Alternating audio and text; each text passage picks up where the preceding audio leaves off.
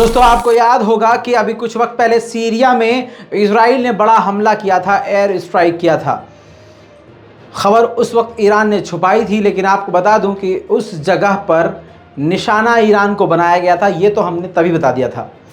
अब बड़ी खबर आई है कि इजराइल अपने उस एयर स्ट्राइक में कामयाब हुआ और ईरान के इस बड़े कमांडर की मौत हो गई। सीरिया पर ये ईरान के ठिकानों पर हमला था। इजराइल एक बार फिर से कामयाब हुआ। सलाम, नमस्ते, सत श्री अकाल। मैं हूं रजा और आप देख रहे हैं रजा ग्राफी की मिडिल ईस्ट रिपोर्ट, जिसके अंदर हम पूरे मिडिल ईस्ट में सारी बड़ी खबरें आपके सामने जो भी होती हैं हम रख देते हैं। अमेरिका पर ईरान ने इल्ज़ाम लगाया था कि हम न्यूक्लियर डील के लिए तैयार हैं, लेकिन अब अमेरिका डिले कर रहा है।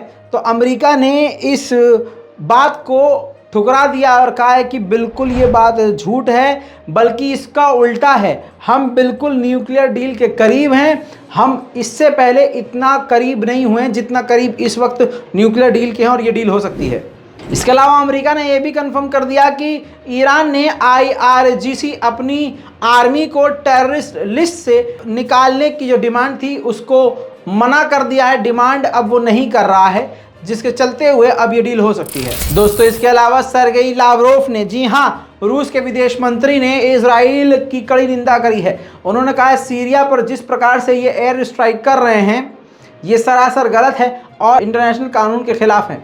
दोस्तों इसी एयर स्ट्राइक में लास्ट टाइम जो सीरिया पर किया था, उसी एयर स्ट्राइक में ईरान के कमांडर मारे गए हैं। दूसरी तरफ से ईरान ने अपनी टांग फिर से फंसाई है और ईरान ने कहा है कि जब तक IAEA अपनी इन्वेस्टिगेशन को क्लोज नहीं करता तब तक हम न्यूक्लियर डील पर साइन नहीं करेंगे। वहीं अमेरिका ने भी कह दिया है कि भाई साहब IAEA की जो जांच की रिपोर्ट आएगी उस पर ईरान को जवाब देना ही पड़ेगा।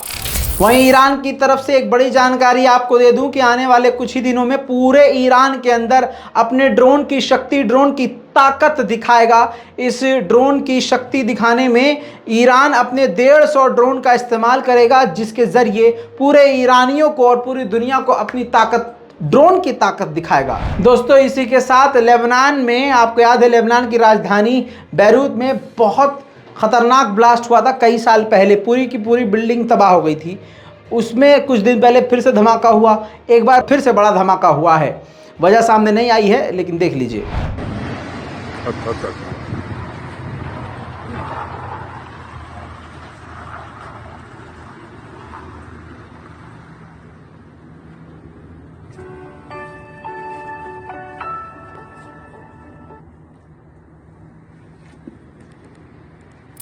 वहीं इराक के हालात भाई अभी सुधरे नहीं हैं।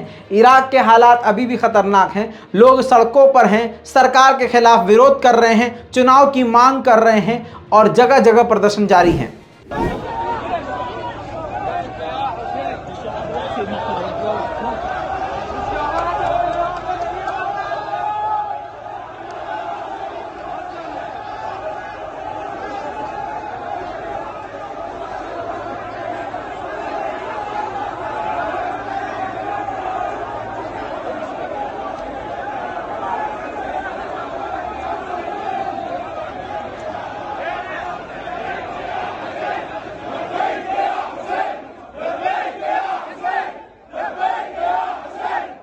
वहीं रजब तैयब एर्दोगान यानी तुर्की ने अपने सगे भाई इजराइल को कह दिया है कि हम बहुत जल्द आपके लिए, आपके देश के लिए अपना तुर्की का राजदूत भेजने वाले हैं और आप भी जल्द भेज दीजिए।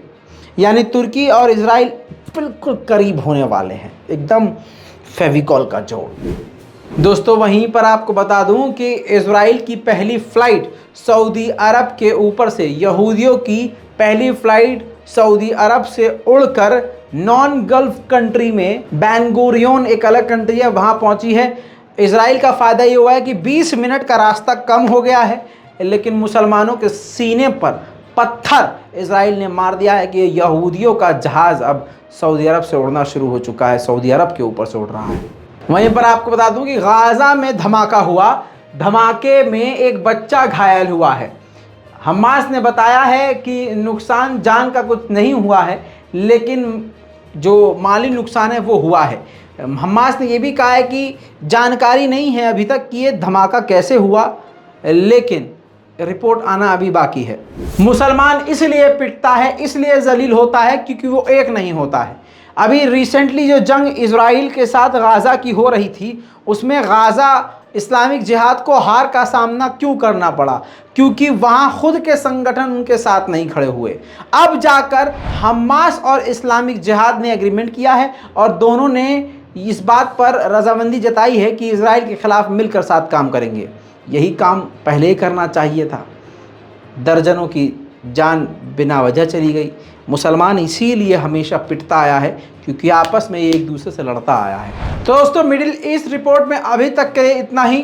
तब तक के लिए भाई साहब इस चैनल को सब्सक्राइब कीजिए, दुआओं में याद रखिए, रिपोर्ट को शेयर कीजिए। जल्द आएंगे और भी बड़ी जानकारी के साथ। जय हिंद।